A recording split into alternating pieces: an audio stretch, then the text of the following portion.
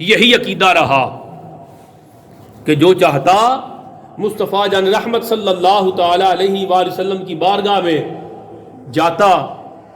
حضور کی قبر انور کی زیارت کی نیت سے جاتا، حضور کے روضہ انور کی حاضری کی نیت سے جاتا۔ 7 صدیاں گزر گئیں، مسلمانوں کا یہی معمول رہا۔ پھر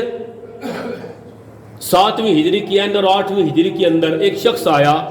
ابن تیمیہ۔ اس نے پہلی مرتبہ تاریخ اسلام میں، آج 1443 ہجری، تو آپ سمجھے کہ آدھی اسلام کی تاریخ میں یہی عقیدہ اور مسلک رہا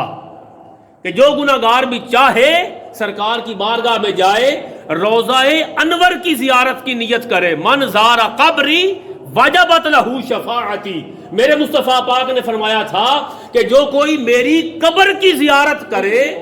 تو اللہ کے رسول کہتے ہیں میرے اوپر اس کی سفارش کرنا واجب ہو گیا۔ میری قبر کی زیارت کرے تو بات قبر کی ہوئی۔ 7 صدیاں تک یہی معمول رہا، صحابہ کرام علیہم رضوان کا، تابعین کا، اتباع التابعین کا، صالحین کا اور بزرگان دین کا یہ معمول رہا کہ وہ روضہ انور کی زیارت کی نیت سے سفر کرتے اور وہاں جا کے حاضری دیتے۔ 7 صدیاں گزرنے کے بعد ایک شخص نے ایک ایسا دعویٰ کیا کہ جسے پہلی 7 صدیوں کے اندر کسی نے سپورٹ نہیں کیا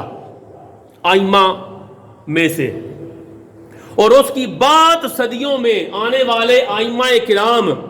مثلا امام اسقلانی، علامہ عینی، علامہ کرمانی، علامہ قسطلانی، امام نووی، قاضی عیاض، امام قرطبی اور بے شمار آئمہ اہل سنت، انہوں نے یہ فرمایا کہ ابن تیمیہ کے تفردات میں سے ایک یہ ہے کہ اگر کوئی بندہ، ابن تیمیہ نے کہا، حضور کے روضہ انور کی زیارت کی نیت سے سفر کرے، اس نے پہلی مرتبہ یہ فتویٰ دیا کہ اس کا یہ سفر حرام ہے، روضہ انور کی نیت نہیں کر سکتا۔ اس نے کہا کہ سفر کرنا ہے تو مسجد نبوی کی زیارت کی نیت سے کرے، وہ جائز ہے۔ جبکہ پہلی 7 صدیوں، 700 سال کے اندر مسلمانوں کا معمول یہ تھا کہ وہ روضہ رسول کی زیارت کی نیت سے سفر کرتے، اس لیے کہ انہوں نے زبان مصطفیٰ سے حدیث پاک نکلی ہوئی اپنے اکابرین سے سن رکھی تھی کہ من زارا قبری، جو کوئی زیارت کرے میری قبر کی، میرے آقا نے کلیئر کیا تھا، جو زیارت کرے میری قبر کی، واجبت لہو شفاعتی، میں مصطفیٰ پر اس کی سفارش کرنا واجب ہو گیا۔ بزرگوں نے سن رکھا تھا، وہ حضور کی قبر انور کی زیارت کی نیت سے سفر کرتے، مگر ایک بندے نے یہ کہا کہ یہ سفر حرام ہے۔ اس کے بعد آئمہ نے اس کا رد کیا، پھر چلتے چلتے اکا دکا لوگ اس کو مل گئے، جیسے محمد بن عبد الوہاب نجدی اس کو مل گیا، بعد میں آنے والوں میں کئی صدیاں بعد اس نے اس کی فکر کو لے لیا، لے کر پھر کتابیں لکھ دی۔ پھر اس کے بعد ہندوستان کے اندر اس کو وہاں پر دارالعلوم دیوبند مل گیا، اور انہوں نے اس سوچ اور فکر کو لیا اور آگے ڈیولپ کیا، پھر دلائل کو مزین کیا اور لوگوں کو شاگرد بنایا، پڑھایا، مدرسہ جو بن گیا۔ پھر یہ بات آگے نکل گئی، جبکہ پہلی 7 صدیوں کے اندر مسلمانوں کے اندر یہ عقیدہ نہیں تھا کہ روضہ رسول کی زیارت کے لیے سفر کریں گے تو حرام ہوگا۔ عقیدہ یہ تھا کہ جو بھی روضہ انور کی نیت سے جاتا، وہ یہ نیت کر کے جاتا کہ حضور کی بارگاہ میں جائیں گے۔ ائمہ کرام نے تو یہاں تک لکھا کہ جو روضہ رسول کی اور قبر انور کی زیارت کی نیت سے جائے، وہ نیت یہ کرے کہ میں مصطفیٰ پاک کی زیارت کے لیے جا رہا ہوں۔ اگلی گال ہے، قبر انور کی نیت سے نہ جائے، اس شاک نے کہا وہ حضور کی زیارت کی نیت سے جائے، اس لیے کہ میرے آقا فرماتے ہیں من زارا بعد وفاتی فکأنما زارا فی حیاتی، کہ جو بندہ میری وفات کے بعد میری زیارت کو آیا وہ ایسے ہے جیسے اس نے زندگی میں میری زیارت کو پایا. تو وہ جو عشاق جاتے وہ قبر انوی کی انور کی زیارت کے لیے نہ جاتے, وہ حضور کی زیارت کے لیے جاتے, وہ حضور کی زیارت کے لیے جاتے. مگر یہ ایک فتنہ نکلا, اس کو سمجھنے کی ضرورت ہے کہ 7 صدیوں کے اندر کبھی کسی نے یہ نہیں کہا کہ روضہ انور کی زیارت کے لیے سفر کرنا حرام ہے. ہر کوئی روضہ انور کی زیارت کے لیے سفر کرتا اور اس کا معمول تھا, اور صحابہ کرام کے واقعات ہیں میں آپ کی خدمت میں پیش کروں گا. مگر یہ بات سمجھنے والی ہے کہ انہوں نے ایک حدیث پاک سے استدلال کیا. وہ حدیث پاک بخاری شریف کے اندر آتی ہے. حضرت ابو ہریرہ راوی ہے, میرے آقا صلی اللہ تعالی علیہ وسلم فرماتے ہیں لا تشد الرحال الا الى 3 مساجد المسجد الحرام و مسجد الرسول و مسجد الاقصی. میرے مصطفیٰ پاک صلی اللہ تعالی علیہ وسلم نے فرمایا, امام بخاری نقل کرتے ہیں, اس حدیث کا غلط مفہوم سمجھا اور پھیلایا گیا. حدیث کا ترجمہ یہ ہے, میرے آقا فرماتے ہیں کہ 3 مساجد کے علاوہ کسی مسجد کی طرف بھی کجاوے نہ باندھے جائیں, رخت سفر نہ باندھا جائے, تیاری کر کے سفر نہ کیا جائے سوائے مسجد حرام, مسجد نبوی اور مسجد اقصی کے. انہوں نے کہا حضور پاک نے فرمایا ہے مسجد حرام کی نیت سے سفر کیا جائے, اس کے علاوہ کجاوا نہ باندھا جائے. سفر کرنے کے لیے وہ پہلے کجاوے باندھتے نا اونٹوں پر, اس بات کو لیا. سوائے مسجد نبوی کے رخت سفر نہ باندھا جائے, سوائے مسجد اقصی کے رخت سفر نہ باندھا جائے. انہوں نے کہا کہ چونکہ 3 مسجدوں کے علاوہ سفر کرنا شریعت میں منع کیا گیا ہے, لہذا آپ مسجد نبوی کے لیے سفر تو کر سکتے ہیں. ابن تیمیہ کہتا ہے روضہ رسول کے لیے نہیں کر سکتے. اس حدیث پاک سے اخذ کیا. اب میں نے آپ کو یہ بتایا کہ اس حدیث پاک کا معنی بیان کرتے ہوئے, یہ حدیث پاک تقریباً ہر کتاب کے اندر آئی, اس کا معنی بیان کرتے ہوئے امام اسقلانی, علامہ عینی, علامہ کرمانی, علامہ قسطلانی, امام نووی, قاضی عیاض, امام قرطبی اور 20 محدثین نے یہ لکھا کہ امام ابن تیمیہ کے جو تفردات ہیں, یعنی ان کے وہ بیان کیے گئے عقائد میں اور فقہ میں مسائل کہ جس میں وہ اکیلے ہیں, تفردات کا مطلب وہ تنہا ہے, اس سے پہلے کسی نے وہ بات نہیں کی. ان تفردات میں سے ایک یہ ہے کہ ابن تیمیہ کہتا ہے کہ روضہ رسول کی نیت سے سفر کرنا حرام ہے. وہ کہتے ہیں یہ معنی جو اخذ کیا گیا یہ قرآن کے بھی خلاف ہے اور حدیث کے بھی خلاف ہے اور معمولات صحابہ کرام کے بھی خلاف ہے.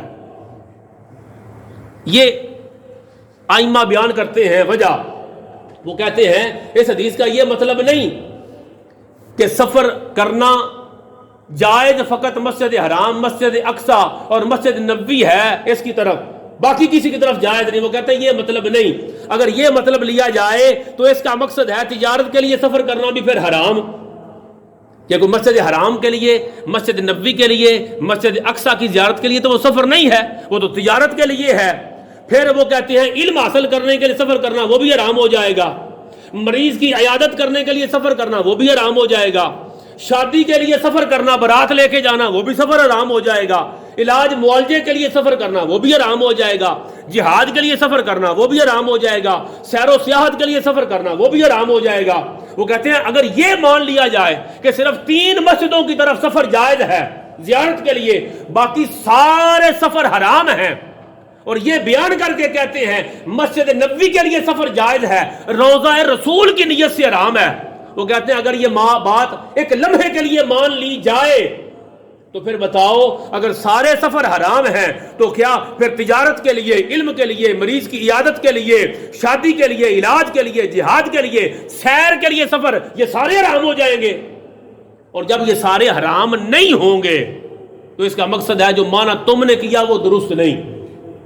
پھر معنی درست کیا ہے؟ وہ کہتے ہیں درست معنی یہ ہے کہ ثواب حاصل کرنے کی نیت سے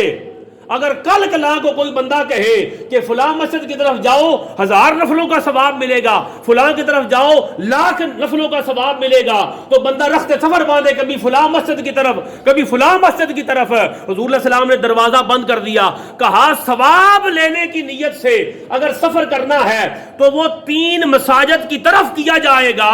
اس کے علاوہ سفر جو کیا جائے گا اس کے مختلف وجوہات اور اسباب ہو سکتے ہیں۔ وہ تجارت کا سفر اپنے مقصد کے لیے ہوگا، علم کا سفر اپنے مقصد کے لیے ہوگا، شادی کا سفر اور مقصد کے لیے ہوگا، سارے سفر جائز ہوں گے، مگر ان 3 مسجدوں کے لیے سفر کرنا ہے ثواب کی نیت سے کرو، اور ثواب کی نیت سے کسی اور مسجد کا سفر، یہ مطلب ہے۔ اس پر آگے دلیل دیتے ہیں، مسند احمد بن حنبل کی حدیث پاک ہے، حضرت ابو سعید خدری صحابی رسول ہیں، وہ بیان کرتے ہیں، کہتے ہیں کسی نے ان کے سامنے ذکر کیا کہ میں کوہ طور پہ جا کے وہاں موجود جو مسجد ہے وہاں میں نماز پڑھتا ہوں تاکہ زیادہ ثواب ملے، کہ کوہ طور کے ساتھ مسجد ہے، میں وہاں جاتا ہوں تو کوہ طور کا ایک اپنا اعزاز ہے، اس کی وجہ سے ساتھ جو مسجد بنی ہے میں وہاں جا کے نفل پڑھتا ہوں تاکہ زیادہ ثواب ملے۔ صحابی رسول وہ کہتے ہیں کہ میں نے اس سے کہا کہ سواری کرنے والے سوار کے لیے یہ جائز نہیں کہ کسی مسجد کی طرف زیادہ ثواب لینے کے لیے، زیادہ ثواب لینے کے ارادے سے، زیادہ ثواب لینے کی نیت سے سفر کرے سوائے 3 مساجد کے، مسجد حرام، مسجد نبوی اور مسجد اقصی۔ تو جو ہم نے یعنی علماء اہل سنت نے 700 سال پہلے اور اس کے جو بیان کیے گئے تفرد میں سے ایک مسئلہ جو اس نے بیان کیا ابن تیمیہ نے، بعد کے 700 سال 1400 سال کے علماء اہل سنت اس بات پر متفق ہیں کہ روضہ رسول کے لیے سفر کرنا جائز ہے، اور مسجدوں میں سے سفر کیا جائے تو ثواب کی نیت سے صرف 3 مسجدوں کی طرف سفر کیا جائے، رہ گئی باقی مسجدوں کی طرف سفر کرنا وہ برکت کے لیے ہوگا،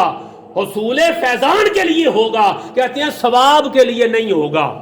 یہ کلیئر کر لیں، ثواب ملے گا آپ کو اللہ رسول کی بارگاہ سے جو حکم آیا۔